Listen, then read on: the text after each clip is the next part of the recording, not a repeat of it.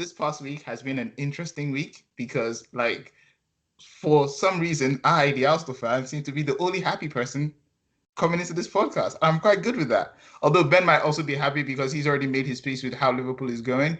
But someone that I'm pretty sure, because it's still raw and because it only happened last night, is not in a good place with their club.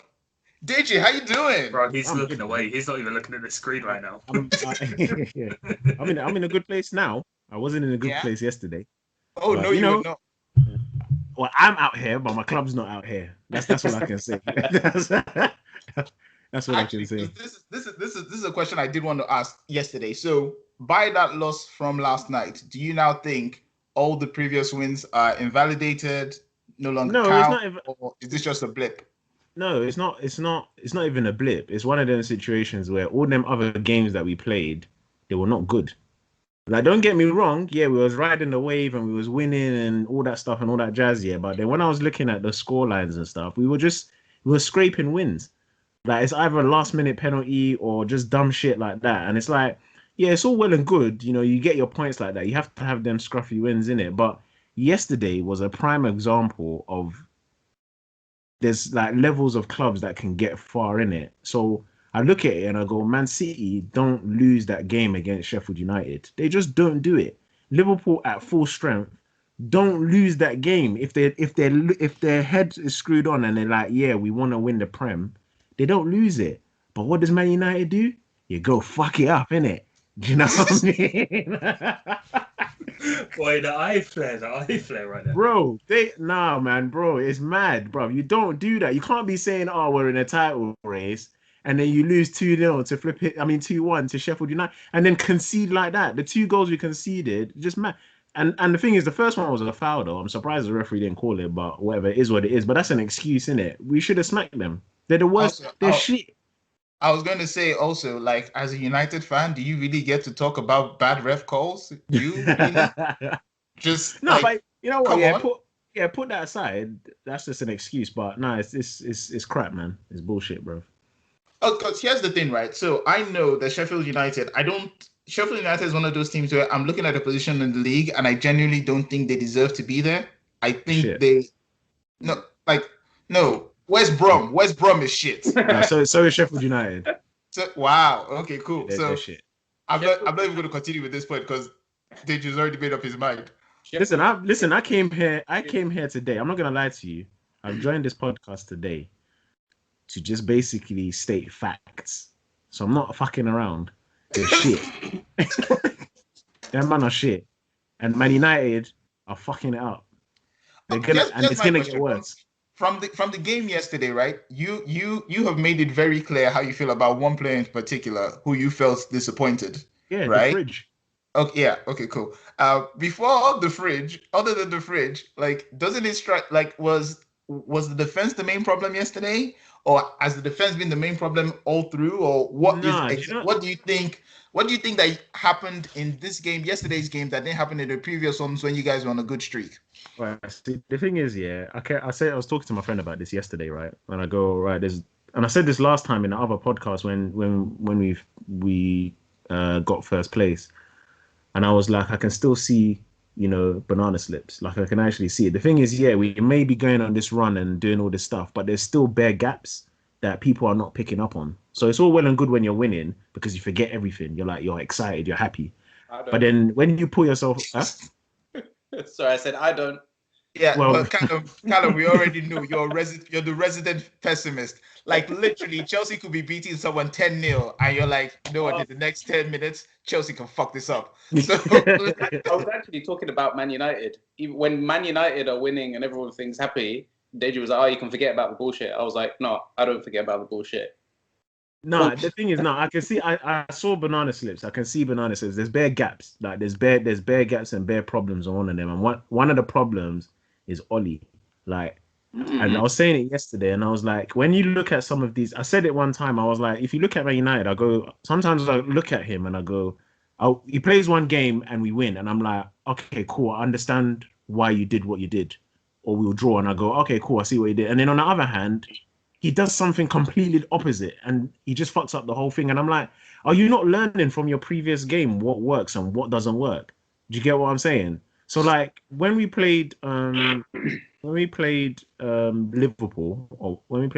and then we drew against them and stuff like that, that ended up being, I thought that was kind of a decent match and I was quite happy with that. I was like, oh, that's not too bad. It's a draw. Happy days or whatever. So you learn from that. You see the team and you go, right, this is the kind of team that we need to go forward with or whatever the case is.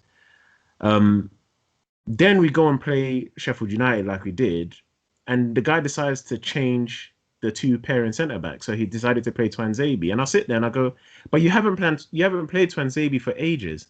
Like you haven't played him for a long time. So it doesn't make sense to now go and chuck him in."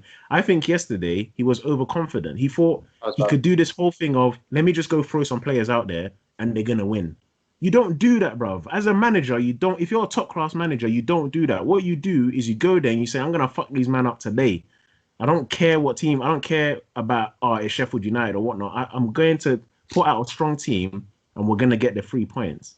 My man, and you know what's pissing me off yesterday as well? Yeah, that stupid idiot, yeah, was sitting there with his legs crossed. Sorry, just so we're clear, which stupid idiots are you referring to? Ollie.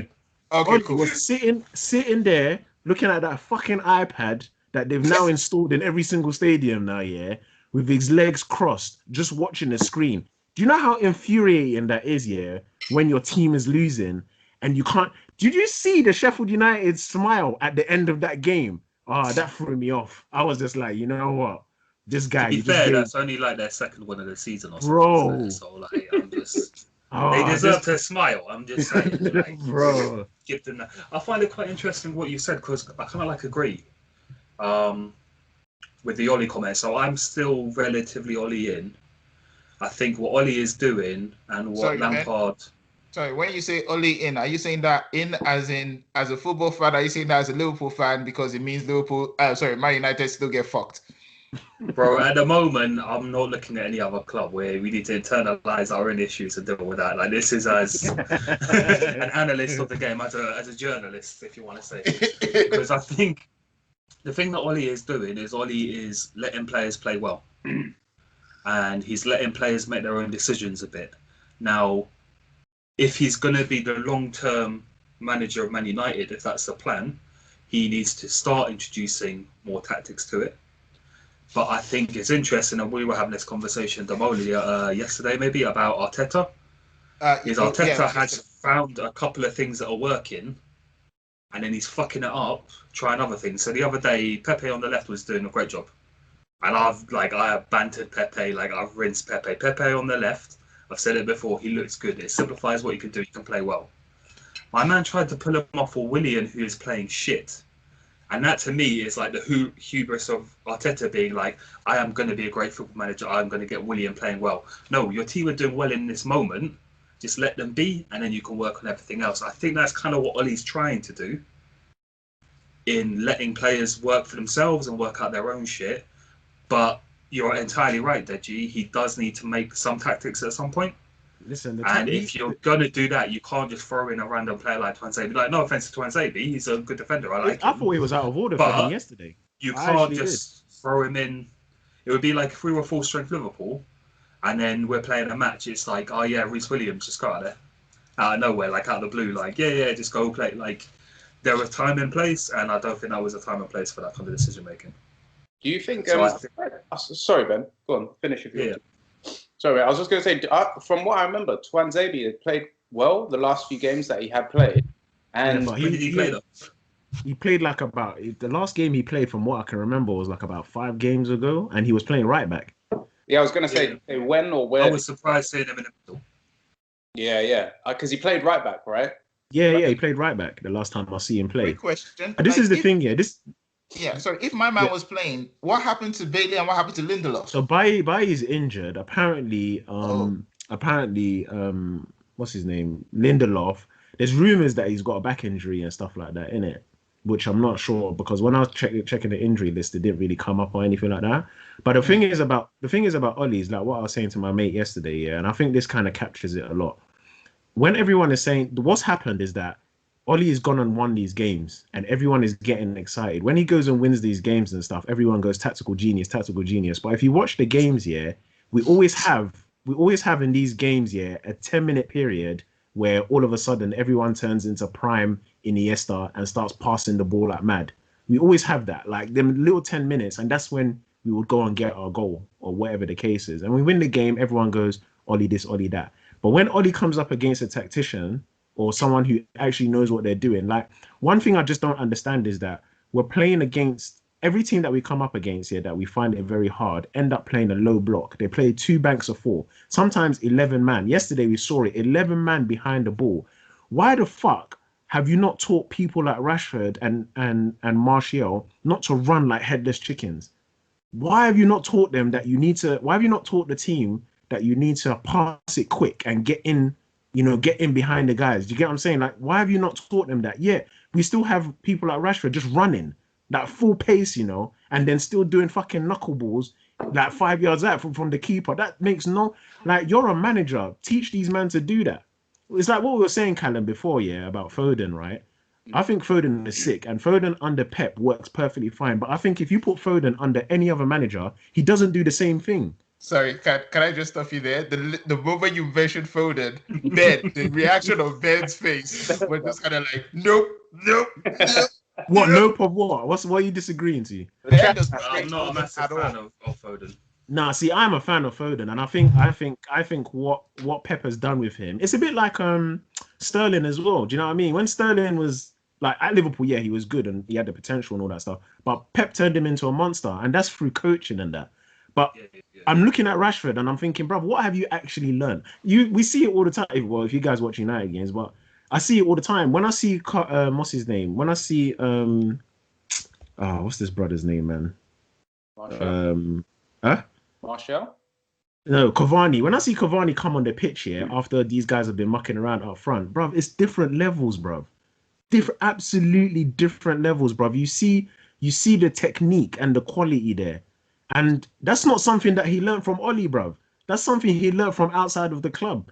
Do you get what I'm saying? And then you've got 3 strikers who have massive potential, and you haven't taught them nothing, bro. They're still making the same rookie mistakes. And I just sit there and I think, bro, he's not a good manager. He's actually not. These wins that we've been getting, we've just been scraping it, bro. The football has been shit. As I said before, when we played Liverpool, we beat them 3-2. The football was dead. It was not good. One question, Deji. Who's done more management for Man United on the pitch, Ole or Bruno Fernandes? Bro, do you see, what game was it? I can't remember what game it is, and he got subbed. I think it was against Liverpool when he got subbed and he switched. You dickhead. You know when when we played Liverpool and then he came off the pitch and he switched. Yeah, he was angry. Bruv, I didn't, them ones, yeah, where like, in school when someone tried it with you and all you have to do is switch and everyone just settles down. Everyone goes, cool, yeah, we know you. That's what Bruno done to Ollie.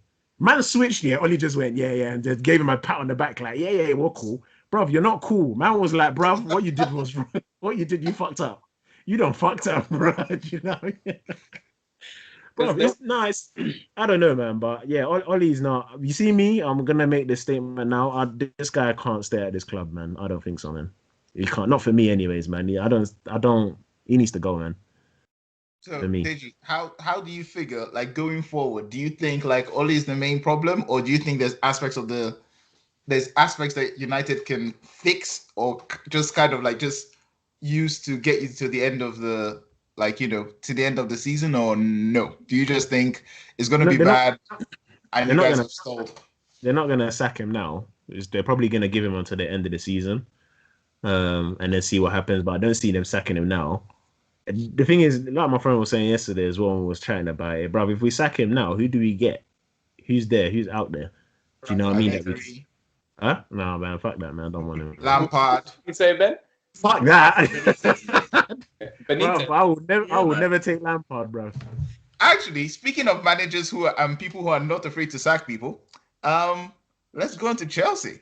Chelsea. Yeah. Callum, how you doing? What? Nah. I'm just gonna make nondescript sounds. Nah. Yeah.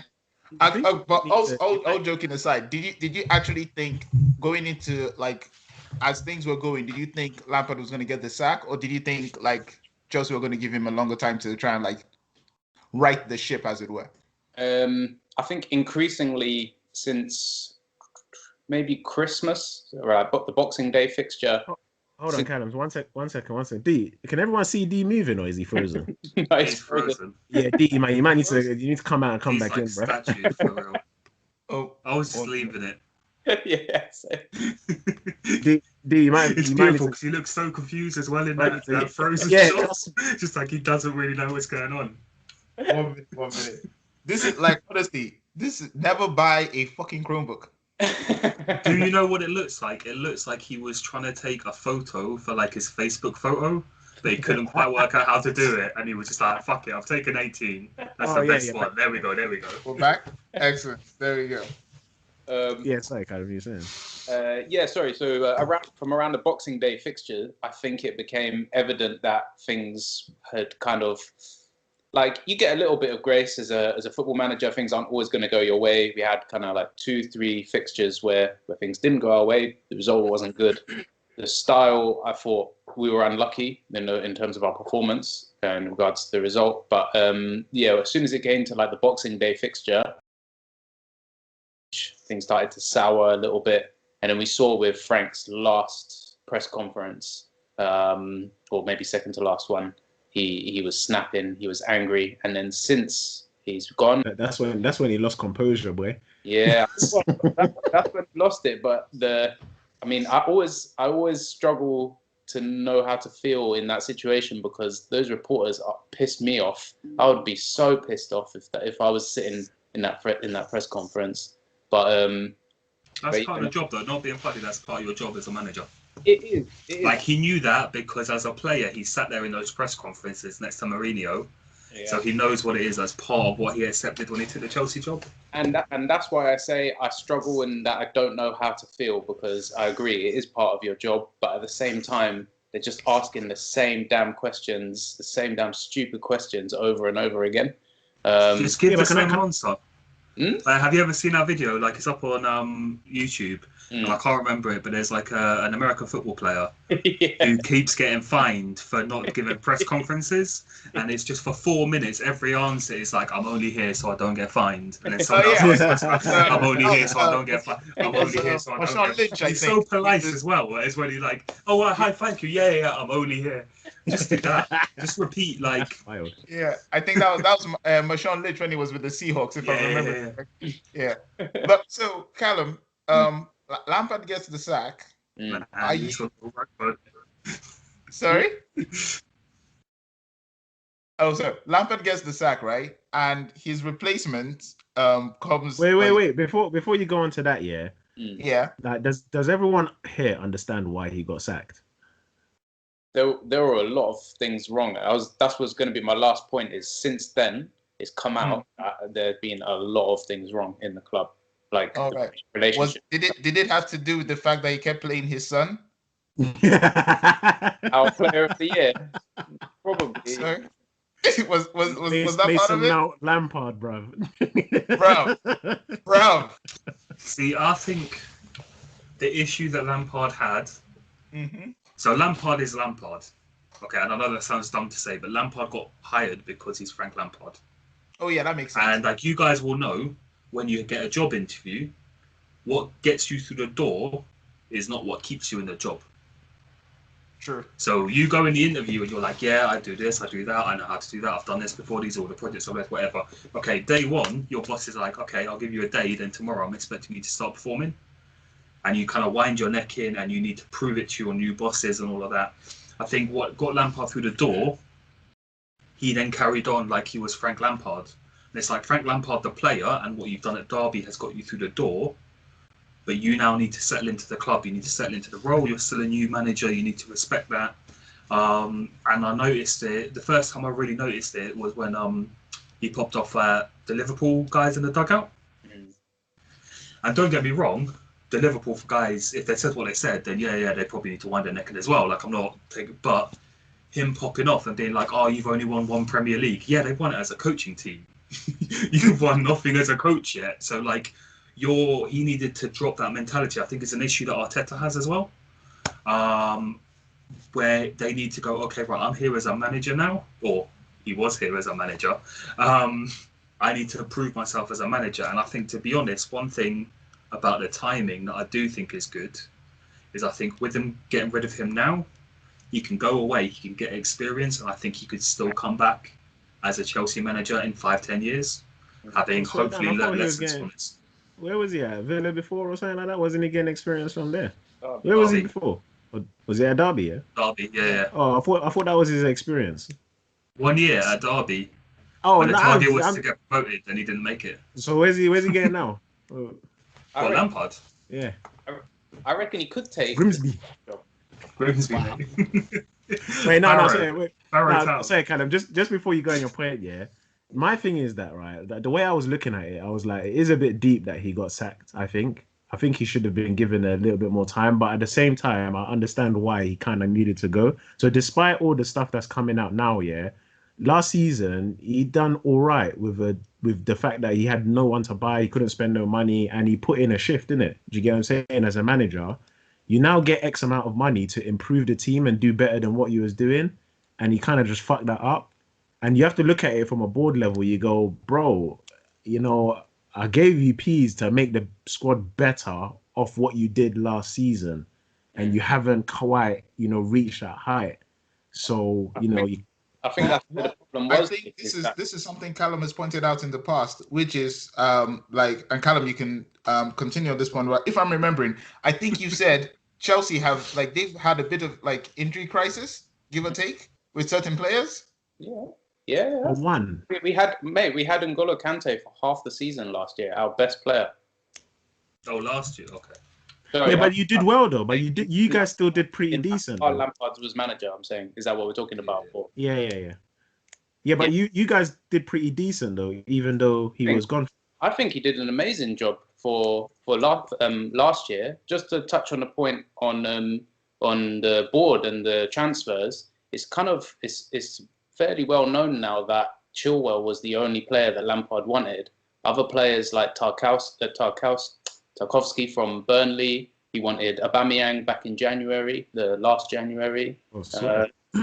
He got none of the players. He didn't want Havertz. That was a club decision. That was a financial decision, I reckon, because they think that the potential for that player to go on and increase his worth is almost immeasurable. But I think, to get to your point on the club or the board saying we've given you this money to improve on what you've done and you've not done it, I don't think that was the case. I really don't. I think the board was saying here's this player, and just dropping players at his doorstep.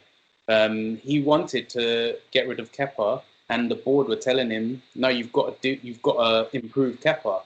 And the only way that Lampard was able to get Mendy through the door was that Kepa was that bad. It was that bad, to be fair. Do you know what? It was undeniably bad. Whereas up to that point, the board had told Lampard to stick with him. And then when Lampard brought Mendy in, he could have brought me in and it would have solved the problem probably. But that kind of further aggravated things with the board. He didn't have a good relationship with Granowskaia. And even a few reporters have gone as far to say that Lampard would have walked if it wasn't Chelsea because of the relationship problem. Do you think that he's done the same thing with that? Do you think the club did the same thing with Mason Mount then? Because he kept on playing him regularly. Mount has been our best player. Has been performance-wise our best player. Yeah. So okay, fine. So let's say we take that point then. So what about Werner then? Is it a case of you have to play Werner because there's Werner? There's definitely an element of that. Yeah, that was why the club dropped players like Werner and Havertz at his doorstep, and the club have the expectation that you're going to play them and get the best out of them. I don't think that can be denied. 100%. I mean, at the prices you're spending on them, and I understand it. Don't get me wrong. I understand that perhaps Lampard didn't want those particular players. But again, Lampard's been around that club long enough to know that's what happens. He's been in a dressing room with people like Shevchenko and Crespo and all of those people that have been brought in kind of by the board thing. I think where he went wrong is he tried to change to last season he did very well. And I think part of that was working with what he got. He then got a bigger toy box And rather than keeping what was working and then trying to integrate, I think he tried to change too much, and then he just got caught in that chop and change. And it seemed like every game he was trying something new, rather than just going, okay, right, this is my first 11, 12, 13, maybe up to 14 players. Right, these are the players I'm going to play, these are the players I'm going to rotate, and then we can start working other people in. Yeah. And it was just like, I mean, this is the thing. If I'm like a chairman or a director or whatever of a football club, and I've given you a good player, and I know that you don't necessarily want him, and I'm talking Werner here, I'm expecting you to at least pick a position for him. Yeah. Like, so you say with the Kepa thing, that's a great example, right? Kepa's a goalkeeper, right? He was played in goal and he was shit in goal. Okay, so pick a position for Werner and then prove that he's not good enough to play in the team. Don't try him on the left, don't try him here, don't try him there. Like, just pick something and stick to it. And I think that's what screwed Lampard up. He was moving players around a bit too much. He didn't have an idea. And I know part of the statement from the club was like, should have got it up, but something along the lines of, we couldn't see a way out of our current predicament. Yeah. And I think that was because Lampard muddied it so much with his selection. I think. But then if we're going, sorry, just quickly, if we're going by what Callum is saying earlier on, then is it a case that it's not necessarily Lampard's fault that he had to play these players? Because like if you buy, it's like for example, you buy Neymar for X amount of money and then you put him on the bench. People are gonna be like, bro, I'm not gonna lie to you. You've spent that money. You have no choice but to play him. Do you get what I'm saying? I think what. Oh, sorry, Ben. Go on if you want to answer it, mate. I was just going to say on the back of that, just a thing to throw out, is like, I get what you're saying and I don't disagree with that. But when we were talking about Man United earlier, you were like, oh, you shouldn't have dropped Juan Zabian. That was one like thing that you can pick out very quickly. And then you picked out Cavani later and you're like, right, these are the two decisions that I think Chelsea, when I've watched them, it's been a bit muddled. Like, like, I don't actually know who the issue is. Like, it's very grey and it's blurred, and I think that's part of the issue. I don't know what Callum's obviously watched a lot more than I have, but to me, it was like, I don't see what Lampard is trying to do here. Whereas with Ollie, I always kind of see what he's doing, even if I think it's trash. You're good because I don't see what he's doing. I have to clean my glasses. A lot of the time I'm looking at it and I'm like, that's dumb, but like I can see it. So, Callum, if you're saying the board had issues, Ben and Deji are more of like Lampard also had issues. Like, I think the board has issues. Don't get me wrong. I think the board is a problem at that club, and I think that hiring Lampard was a very emotional, heartfelt decision by a very cold meat grinder operation. So I don't think it was ever necessarily going to end up particularly well. But I think if Lampard wants to become the manager that I think we all agree he could be, he needs to ignore all of that and look at where he's made mistakes and walk away with things to learn from that. Because you could walk away and you could be like, I didn't want Werner, I didn't want this person, I wanted to get rid of Kepa, why did I have to do this? Like, it's not fair on me. And it is, but put that all to one side and then look at where maybe Frank could have done things a little bit better. But Chelsea's going to Chelsea. Like, whether it's Frank in charge, John Terry in charge, whether they get back Avram Grant, Rafa Benitez, I'm sure will be popular. Like, well, talking of managers, Ben, we're saying I think a lot of what's the word that I'm looking for? Like, basically, people have assumed that Chelsea went out and got Lampard, and that was it. It was a done deal. I think what a lot of people are forgetting is how bad the situation the club were in at that time because of the transfer ban and all that kind of stuff. And I think that a lot of managers... I'm going to let you finish. Like Kanye, I'm going to let you finish. But transfer ban was because Chelsea were being Chelsea. No. That's 100%. That has also pissed me off is when people have used that as an excuse in terms of Chelsea. If people, I think it can be put as a reason against Lampard because Lampard didn't have anything to do with it. But as a club, 100%, like that's, you don't get a transfer ban for nothing, like basically. Yeah. But what I was saying is that I think a lot of people are forgetting that a lot of managers who might have taken the job didn't want to because of the situation, because they thought they were basically set up to fail. Then in comes Lampard with, obviously, we know he can't buy anyone. He has a good number of injuries that year. He brings through a lot of academy players, which increases their value. Let's be honest, we maybe have 4, 5, 6 academy players who were worth single-digit numbers before Lampard came, and now maybe arguably 5, 10-fold that number. So that's value to the club that Lampard has added. After, obviously they went on and played in Europe. They played international fixtures. They are regular players in a lot of senses now. But then, so yeah, I think that my original point was, I think people are forgetting that a lot of managers wouldn't have taken that job, and it wasn't just that Chelsea went and got Lampard and that was it. I think also that because Lampard had an offer from another club as well. Yeah, he said that. Yeah. Was it Grimsby FC? No, it was Oxford United. Just a quick one. When Callum was talking about how some of the youth players' value has increased, Deji's face didn't seem to agree with that statement. Deji's face went several kind of like, what? Really? No. Ooh. So you know what? Do you know why I did that? Because in my head, when you said that, I was like, what? They went from 9 to 10 million. Okay. Wow. So yeah. Out of order. No, I'm joking. That's just me being petty. That's still P in the bank though. Yes. Take it where you get it. Coronavirus, no fans in stadiums, another million. Like again, as an Arsenal fan, I can appreciate a penny. Is what I'm saying. But So, Callum, because as a Liverpool fan, I cannot. That bid, man, that fucking bid is gonna live with us forever. So this Chelsea sacking a manager mid-season. This isn't new. It's happened more than once. It's at this point, it's kind of like a trademark, as it were. But most of the time when this happens, there's usually, and I'm so glad Ben is here because this is his phrase, is that new manager bounce, where Chelsea get a new manager and then things just they go and they do reasonably better than they would otherwise.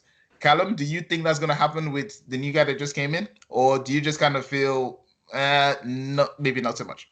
I'm gonna edge towards maybe not so much, but it's kind of in the middle-ish, obviously, because we don't know how it will go. But I personally think that Lampard had a lot of bad luck in the last 5-6 games, personally. But so when you say bad luck, do you mean bad luck in like decisions in like individual games, or do you feel like stuff just didn't click for Chelsea? Okay, take the first game that it went wrong, Everton. Look at Timo Werner's unbelievable miss and then hit the crossbar. If that goes in, I think Zuma hit the crossbar again with a header. That goes in. I think Mount maybe hit the post in that game, either that game or the Wolves game after that.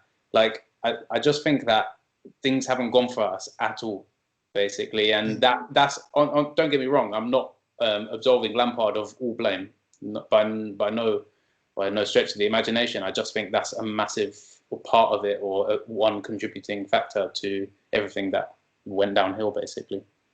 I think you're kind of making the same point that Deji was making with like Man United, where they looked good because certain things just happened to go their way at the time, and then like now when they've lost the game, we're looking back and going, were they that good or were they just really lucky? Because you look back and it's like, I think it was the goal against Burnley, if I'm remembering, when Lampard. For who? Chelsea or United? Well, for United, when Pogba scores that goal.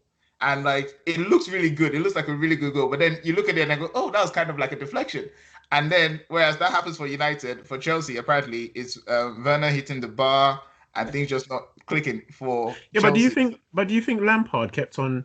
Do you know what? Yeah, obviously I don't watch Chelsea as much here, but like my brother's a Chelsea fan, for example, and I used to chat to him. And a couple of games where I used to, and I said this to you as well, Callum, when I used to watch some of the Chelsea games, I was like, it's almost like Lampard was trying his hardest to play Werner into form.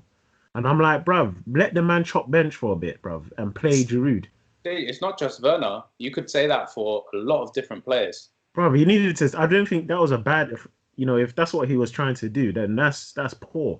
You can't be playing. And I have that problem with Oli as well. Like Rashford, if Rashford is not on form, or for example, like Martial now, Martial's not in form. bro, tell man to chop bench, bro. He has to eat. He has to sit there and enjoy that wood. Do you know what I mean? Well, that sounds bad. So That's wrong. I think Clean mind, guys. Clean mind. So Sorry, with, are you new to this group? But, sorry, Ben, you're saying something? So with Werner, I think Werner's an interesting case. So I watched him quite a lot because I was furloughed and then football ended and then the Bundesliga came back. So I watched like the first like fucking 60 games of the Bundesliga's back just because I was like, I've got nothing to do and it's the only football I can watch. And I watched a lot of Timo Werner. Timo Werner is very like Mo Salah. And you'll probably get used to him over time. But I know when Mo Salah is going to score and I know when he isn't. And you have to ignore what it looks like to you. There are times when you're like, he's got to score, and I'm there like, he ain't gonna score, and he'll miss because most a lot like it's just those chances you get. Mane, different story.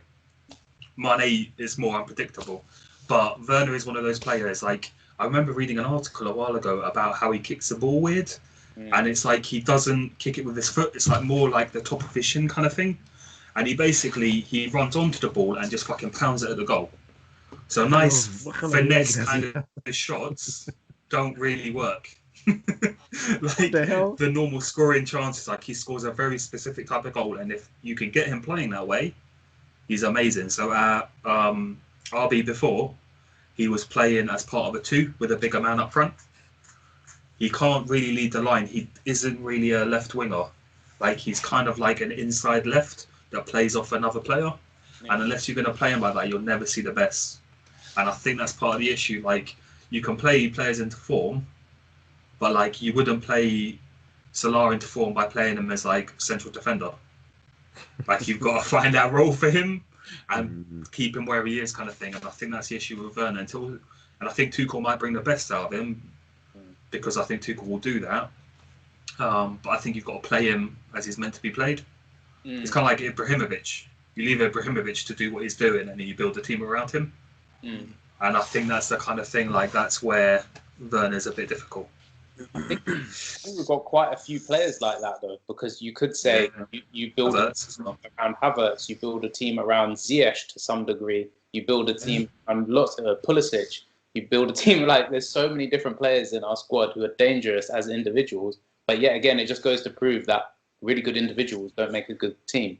Like, and I think that basically you guys have built a team for FIFA and not for Football Manager. Ultimate team, bro. That's It's not even ultimate team, bro. You know when you have the cards, all the cards, and it's just bare red lines. No one's selecting nothing. So essentially, the conclusion we're coming to is Chelsea is a team that is just full of a lot of Goldilocks. Circumstances have to be just right for everything to click for them. Well, I think annoyingly, what might be the case is that just as Tuchel has come in, all of our players are going to be fit for a good length of time, hopefully. And I think that's going to be a bit annoying because Lampard never had the chance to consistently play his best team. And I think that's going to be a bit annoying, basically. We're just now seeing Hudson-Odoi, like in the last maybe 3 games, he started to have like that venom in his attack that he didn't have before, that he's taken. Obviously, he was out for 9 months or something like that. So it's going to take time. Ziyech is coming back. Reece is coming back. Pulisic is slowly, again, developing. He's probably in that phase 1 behind Callum. So, I think, it's frustrating, but, it's the way it goes, man. What can you say? Speaking of optimized teams, I can actually now move conversation towards Liverpool. And Liverpool is definitely a team this season. Liverpool is definitely a team this season that they have not had an optimal squad, especially when it comes to the defense, because there was that bullshit with Van Dijk, who, Ben has a lot of words to say about the Van Dijk situation and how he got injured. And then it seems Not everyone. really. Sorry? There are just certain people that I'm never going to forgive or rate as human beings for the rest of their lives. But I keep talking. But so, Jordan Pickford is dead for me completely. It's Michael Oliver, wasn't it? So you say Michael Oliver? Michael Oliver's a dickhead, anyways. Yeah, but seriously, I wouldn't pull him out of a burning car. Damn. I mean, that's extreme. But you know what? Let the man say his piece. If any, if That was all it. of us ever in a car, we now know that Ben is not going to be there to help him. So I mean, I don't like him, but I'll pull him out and then just leave him. That's all right. If you pull him out, I'm going to put him back in. So you might as well save yourself the effort. so apart from obviously it's Ben's intention to, like, commit manslaughter / murder. I am Apart not committing murder. I'm just putting him in a position where the fire may or may not kill him. Thank you for that clarification is needed. So we now have a Liverpool team where they've had essentially two midfielders playing centre back, which is Henderson and Fabinho, which has pretty much ruined part of the midfield because those players did play significant parts in that midfield. And as much as they have a Swiss Army knife in Milner, he can't do as much as, like, particular players do. Bro, that's not a diss to Milner, by the way. Milner no. That's a call, but that's a good. I like that. I like that one. yeah, like, bro, Milner is my person. Like, if he had ever ended up at Arsenal, I swear to God, I would fucking loved it. But with Liverpool not fully optimized, not, like, currently at the best, going through a bit of a spell. How do you feel about that? And, like, Ben, what do you see happening, as it were? What do I see happening? Well, the same. Like, there's not a lot of. I mean, I think it's a very difficult topic to go around because it's quite a large topic, and it comes back to it's like where to attack it from. This season is an interesting season because I think this season was meant to be the start of Klopp's third proper Liverpool team. So you would have the first season that wasn't his team at all. He then built team number one, and that's the team that ended up losing in the final of the Champions League. Then he's gone out. He's got people like Fabinho. He's got in Alisson. That's the second team, which has won Champions League and it's won the title. And then I think he was then going to roll and move on to the new kind of version of it. Part of that was losing Lovren. So we've had the ups and downs of Lovren. Yes. It was the right decision to let him go. For a European, fuck yeah. I don't even disagree with him not being replaced, except I think the issue was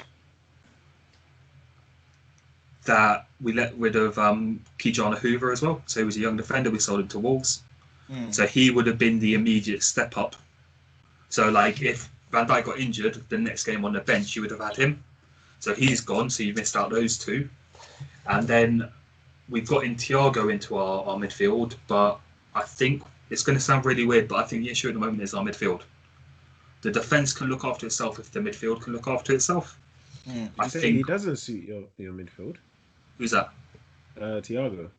No, we've got him into the midfield. I think he's doing a great job, but I think it's not the kind of midfield that we had.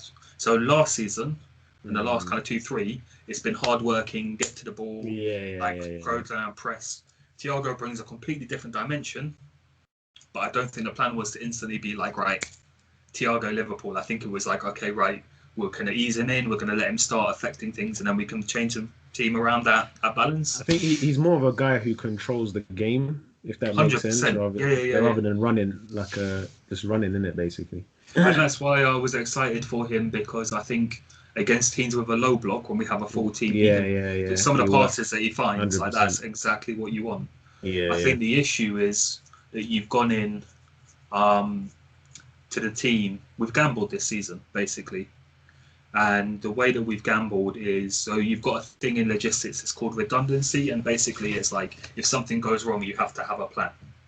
So you have it in engineering, you have it in design, you have it in all of those things.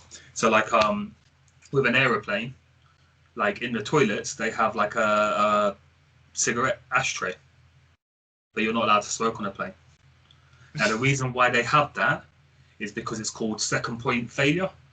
And so if someone does light up a cigarette, you've got something to then stub it out in that isn't going to fuck up the plane. So the first point is going to be the rule, you cannot smoke on the plane. The second point is, okay, we've got an ashtray in case some dickhead does actually do that. The issue with us is if we've gone, okay, right, our first point failure, if the defence goes wrong, we've got Matip. Okay, but Matip's injury prone. So that's like already quite risky. What's our second point failure? Oh, we can drop Fabinho back. Fabinho's been incredible in defence, but you're taking out, arguably, our most important midfielder.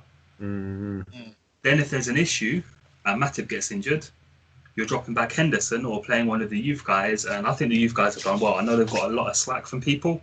Nat Phillips was on his way out of the club, and we couldn't get a suitable loan. So, like, bless him, like, he's done well.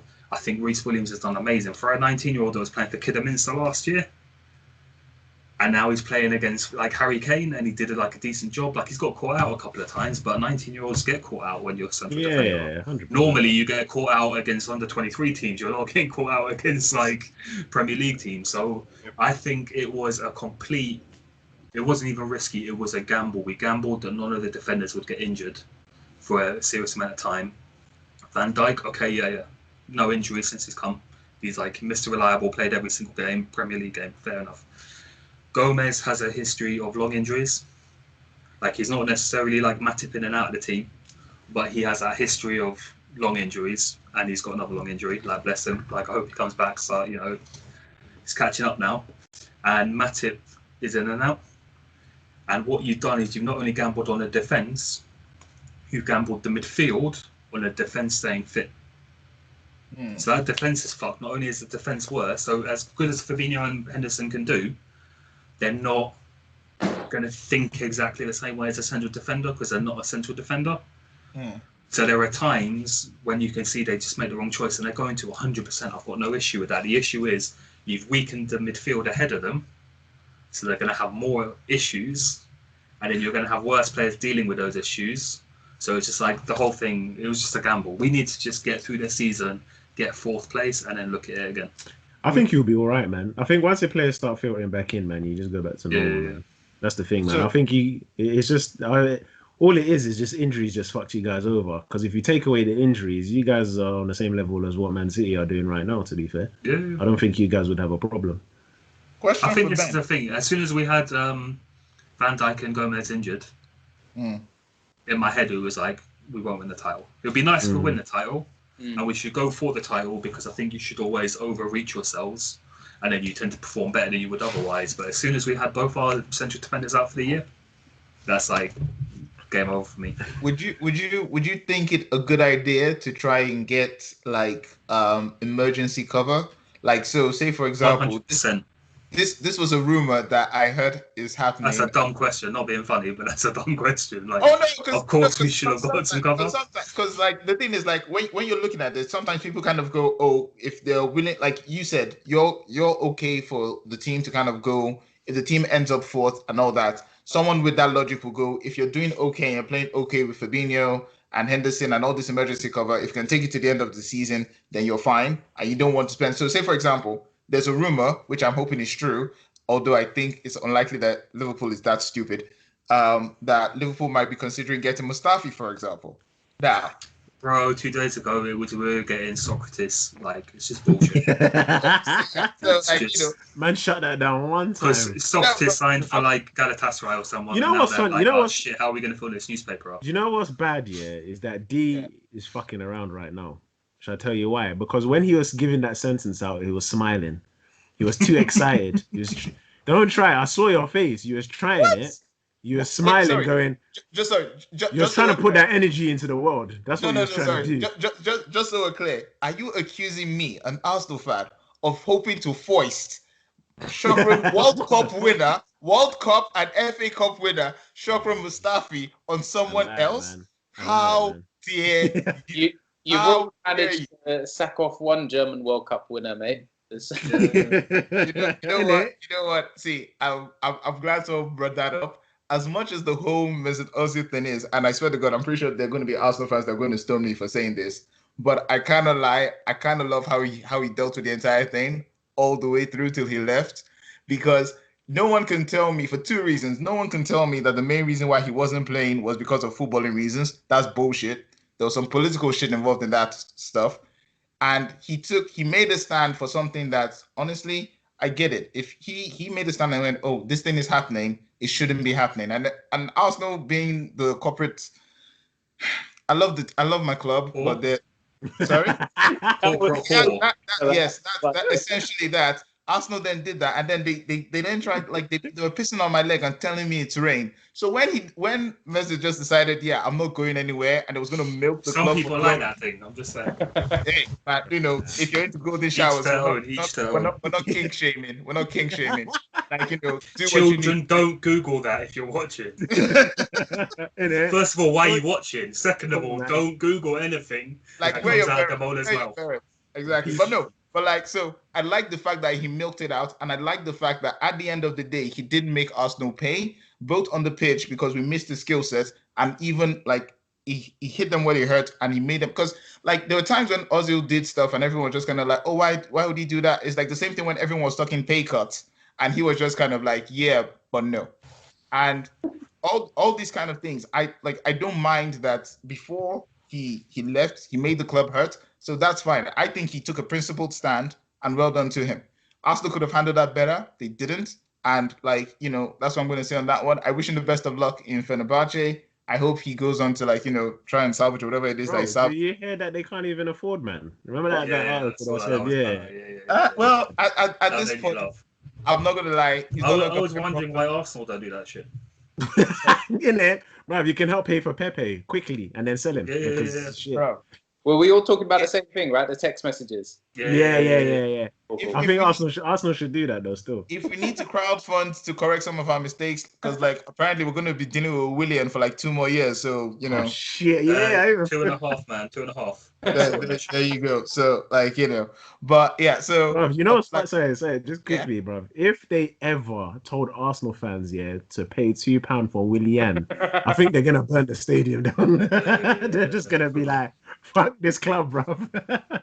but no, so like, but yeah, so if Liverpool were going to stop, try and get like a stopgap measure in like defenders, is there any defender that you think would be like reasonably priced and reasonably like of enough quality to actually help the team go forward, Ben? Get Mings. So I think we're signing someone in the summer. I think that's why we're not moving. Okay. So I would look loan market. Eder Militao from Real Madrid at the minute seems like the most obvious option. Okay. He's good. He can play. He's played central defence. He can play left back or right back if he needs to. Can play midfield. So it might even be the case that we just play him in that Fabinho role. I think he would be a good option. I don't see it happening with the window closing. One option which I don't know, somebody might get a little bit angry at, but I think one option we could have gone for is Tomori. Premier League defender. He's got experience. He can play centre. He can play left. He can play right as well. But like just for 6 months, and I think it would have been a difficult one to get him off of Chelsea. But I think again, like if he's not wanted at that club and they're thinking of moving him on, it's a bit more of a shop window. And one thing, to be honest, that's completely surprised me. I don't know whether something happened. Obviously, we don't know the ins and outs. Is if I was working for Arsenal, I don't know why they didn't offer us Saliba.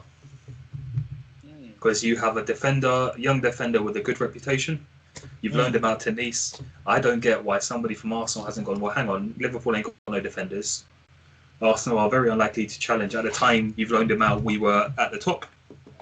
Like, you're not going to challenge and you're worrying. Why not give him to Liverpool, get him Premier League experience, get him in a shop window? You're only going to up his value. Like, I'm surprised that didn't happen. When he came back to Arsenal, he might be a bit depressed. He might be, but he's going to be anyway because the weather in Nice is nice. The beaches are good. I know there's coronavirus, but like you can still stare at them girls from 2 meters away. Honestly, I'm not gonna lie. With some of the Saliba stuff, there's like as much as the transfers that Arsenal have pulled off under Edu that I kind of like, which is like Martinelli tying down Saka, getting in Gabriel. One of the 2 bits that stand out, they just seem like so very much mismanaged. The Willian deal doesn't make any goddamn sense because what I thought they were bringing him in is not what he turned out to be. So that's a write-off straight off.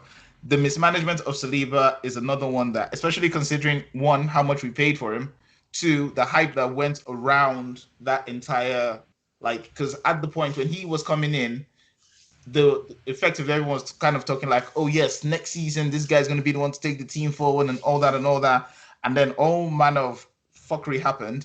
Then there was the loan that was supposed to happen at the start of the season that somehow apparently, and I don't understand this because I'm just kind of like, you're a professional football club. How the fuck do you fuck up a transfer when the other club sent Etienne actually wants the guy back? All you had to do was send over documents, and somehow in the last minute you somehow decide to fuck that up. Again, let's even say you fucked that up. That's no problem. I'm not sure if the guys, if I can stop you, I'm not sure if the other guys actually know this story, so I just need to tell it. Callum's kind of smiling, so he might do. I don't think. The reason why they never loaned out Saliba, just so you know, is because they were too focused on getting in Thomas Partey, and nobody remembered to file, send across via email the files for Saliba. Yeah, but you know, over the couple can you of imagine years, that as a club? Like, you can't even be just like, yo, Derek, can you just send them files? Yeah, but you know, over the last couple of years, there's been, you know, printers breaking. There's been situations where, you know, things fax are just machines, in it, when it yeah, gets fax jammed in the fax machines. machine. Yeah, so you know, I don't blame you guys, man. I It's don't happened to us. understand that. And then the worst part was, okay, he's staying. How the fuck is he not in the Europa League team? I did not understand that. You're having Because someone fucking forgot to file the paperwork. Jesus fucking Christ. I don't even know how that happened. But I was just kind of like, how is it that you're going to be playing, like Arsenal were literally playing players like Mustafi, who's definitely on his way out, and Saliba didn't, and I was just kind of like, it doesn't even make sense. And this was one of my problems. Since you came in. Sorry? The guy's been on his way out since he came in. Who? Yeah. What? Mustafi? Yeah. He never unpacked his bags. His bags are still at the door. Wheelie bag. Like, you know the weird thing about Mustafi is, as he walks out, he's not even a player. I'm going to be like, oh no, I wish we kept it. Like, I'm good for him to go. Arsenal just keep fucking it up for God knows what reason. But so like, and I think this was part of my problem with Arteta, and it still kind of is that I know he's a young manager. This is like his first full proper season, but he has this bad habit, I think, of a reliance on experience that baffles me. And also, like Ben pointed this out, when it comes to someone like Willian, it's kind of like a manager refusing to admit that they've made a mistake. In that, when he got Willian, okay, you've been playing Willian, he hasn't been doing it up to scratch, and he hasn't been performing. Why are you still playing him? And this is why I got so angry at your team for the game against us. Because I was like, why do you choose the game against us to play like Emil Smith-Rowe and Saka and all those guys? I'll tell you why. This is the funny story. Willian couldn't play that game because he was sick. That's why Willian probably didn't get picked. This is why I was said. This was the discussion Ben and I were having in regards to the problems at Arsenal and how Arteta just seems to be stumbling his way to solutions. Like at every point, when whether it's Saka playing on the right or it's Smith coming into the team, something forces his hand. That means he doesn't have a choice but to play those players. And then it's just kind of like, oh look, it works. And then everyone kind of goes, oh, Arteta, like this. Don't get me wrong. I like Arteta. I like him at the club. I think I like what he's done regards to the defense. He's kind of like steadied that ship a bit. Arsenal have not been like, particularly known for any kind of defensive whatever, but like, he's improved that somewhat. And like, but going forward, every attacking kind of improvement that has come his way, I honestly don't think he's been in charge of it. I think it's come along. He's seen that it works, and then he's just kind of like, okay, I guess we'll do that. Because like, but that's good though. That's good. See, it's not. No, because what Oli does, because the thing is, what Oli does, it goes, oh, it works. Next week, let me go change it. At least he's turning around and going, oh, it works. You know what? Because this is the thing. This is the issue I have with Arteta. Arteta is doing the same thing. Of what? What Oli's doing? Yeah. No, so Arteta, I don't think so. The other day, the team was playing well. Who were you playing when you won like 4-1 or something? I don't know. Southampton, yeah. And the team was playing well. Pepe was actually doing well on the left. Like I've said for a while, play him on the left. He was playing well on the left. You had Smith-Rowe in the middle. You had Saka out on the right. Like everything was going well. And then he brought on Willian. Willian is trash. Like we all know Willian is trash. I think Arteta is trying to prove himself as a manager too much. and be like, I'm going to Exactly get that. Willian playing well. Look at I'm me. gonna put, I yeah, am so gonna get him good. into I'm form. the best Okay, coach. I'm going to yeah, get, yeah. and that's the issue I have. Arteta, because I think OGS kind of does that. Like OGS puts out a team, and he doesn't really claim the victory. He doesn't really claim the loss. He just kind of sits there, doesn't he? Like, Yeah, with his and I fucking legs think crossed. like Get up. this is why I think he's going to last longer, is because he's just letting things happen. Whereas Arteta is trying to make things happen. I think Frank tried to make things happen, and it's like sometimes you just got to put your best team out and let them play. Can I ask, what was so different between Frank's bad patch of games and Ollie's bad patch of games? Because Ollie's got good vibes. That's why. That's You all know, it is. all he has. Because I don't think because there's you know necessarily a difference now. Bruno Fernandes. no, but you know why? Yeah, if you're saying, remember earlier on you said that Lampard, it's come out now that Lampard was doing, like, people were unhappy and all this stuff. Trust me, at Man United, it is good, bro. Remember, Pogba was having a horrid time, bro. Ollie steps in, all of a sudden, man's dancing and that, doing good vibes and that in the change room. Trust me, They had that all video it is, with Daniel James in it. yeah, trust Dancing. me. Like, Yeah. all it is that Ollie's come in. What Ollie has done, which I rate him for, is he's come in and he's settled everyone down. He's made everyone happy. He's made everyone have, like, he's just settled everyone down. But the problem that you have with that is that now there's just too much good vibes. So when we lose a game and then people are going into the changing rooms, they're not expecting Ollie to shout. And if Ollie shouts, people will be looking at Bruno like, bruh, you're going to tell this guy to calm down. It's getting a bit wild up in here. Can I just say, apart from the good vibes, Ollie does have his contract still. Oh, He has the contract. Like, we discussed this. He signed a He's at the contract wheel, with it. yeah. Sorry? Yeah. He's at the wheel, yeah. If it's a demon, if it's the devil, or something, but there's a contract, because literally every time this season they go through a bad run, it's like, oh man, this if Man United lose this match, this could be Ollie's job. And then everyone's just kind of like, we must defend the good vibes. The next thing, bam. Literally, that's all it is. It's just good vibes, man. That's all it is. With Lampard, it might not have been that so this situation. is the thing. I think if you just play a team and the team is happy, like, you just have reversion to the mean. They will lose some games, they will win some games. Like, you're not going to build the same kind of crunching runs that Liverpool and Man City have done in recent seasons, where you get 100 points or 97 points or whatever points. But if you have good players and you play them in their position and they're happy, you will get good results and then some bad results. And I think that's what Ollie's worked out. He's not trying to, like, smash it and get everybody playing and not applying that pressure.